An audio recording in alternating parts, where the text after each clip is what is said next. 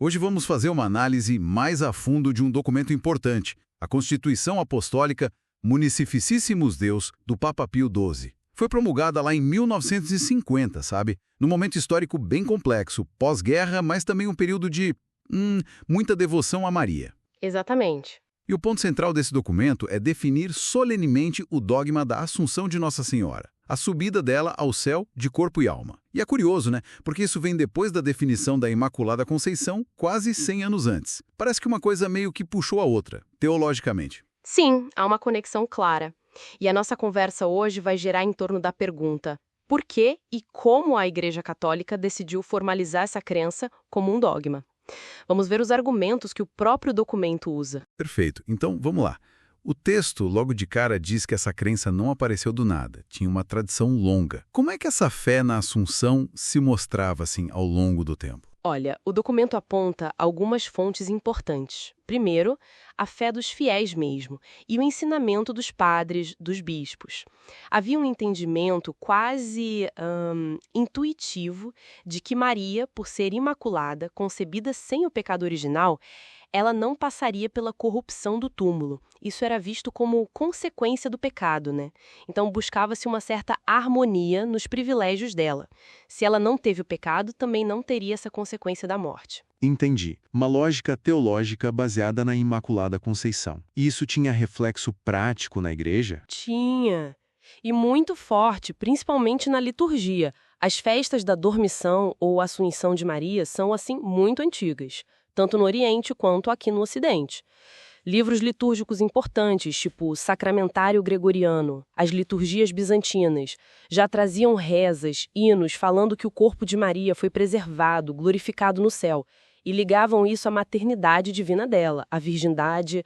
A própria Sé Apostólica, o Vaticano, foi dando cada vez mais importância, mais solenidade a essa festa. Faz sentido. A oração oficial da igreja refletindo e, ao mesmo tempo, fortalecendo essa crença, né? Exatamente. Mas e o pensamento teológico mais formal?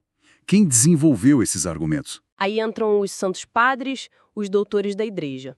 Nomes como São João Damasceno, São Germano de Constantinopla. Eles argumentavam muito sobre a conveniência. Achavam apropriado, quase esperado, que aquele corpo que gerou Jesus, o Verbo encarnado, não se decompusesse, que fosse elevado aos tabernáculos divinos.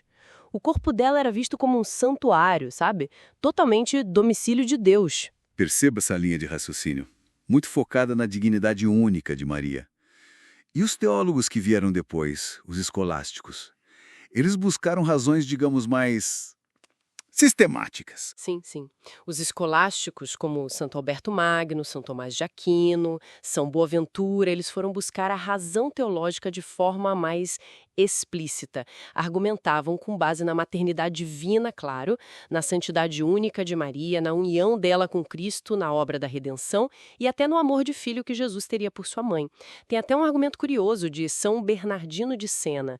Ele dizia que a falta de relíquias do corpo de Maria, diferente de outros santos, era quase uma prova, uma experiência sensível da Assunção. Essa da ausência de relíquias é, de fato, uma observação interessante. Mas, para definir um dogma, a igreja normalmente busca um fundamento na escritura, certo? Mesmo que seja interpretativo. Como o documento aborda isso? O texto admite que o fundamento último está lá nas Escrituras, mas não de forma tão direta, tão explícita sobre a Assunção em si. A argumentação principal é apresentar Maria como a nova Eva.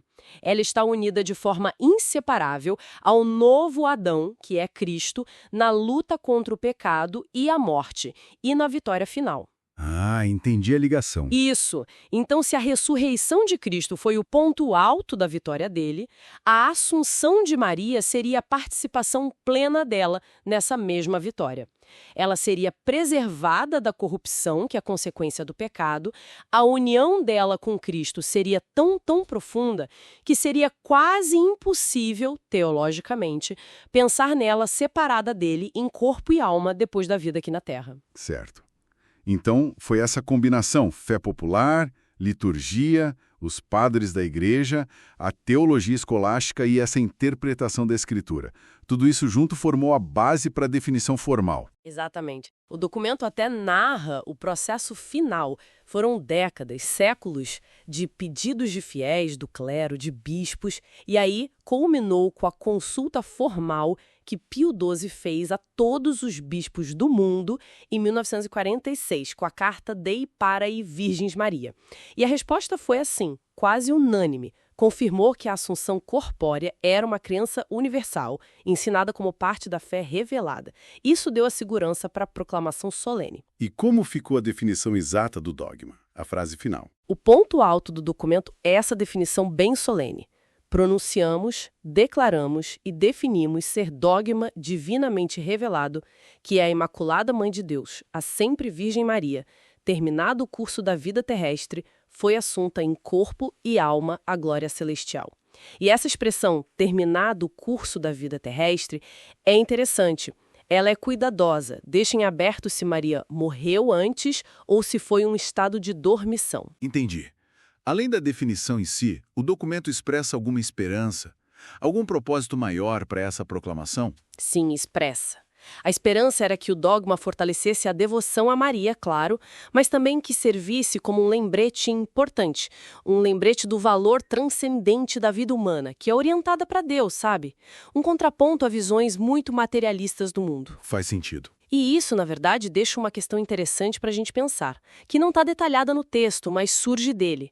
Como essa crença na glorificação do corpo de Maria, antes do fim dos tempos, impacta a nossa compreensão da relação entre corpo e alma e da promessa da ressurreição para todos? O que isso pode sugerir sobre o destino final da própria matéria, na visão teológica que o documento apresenta? Fica aí uma reflexão.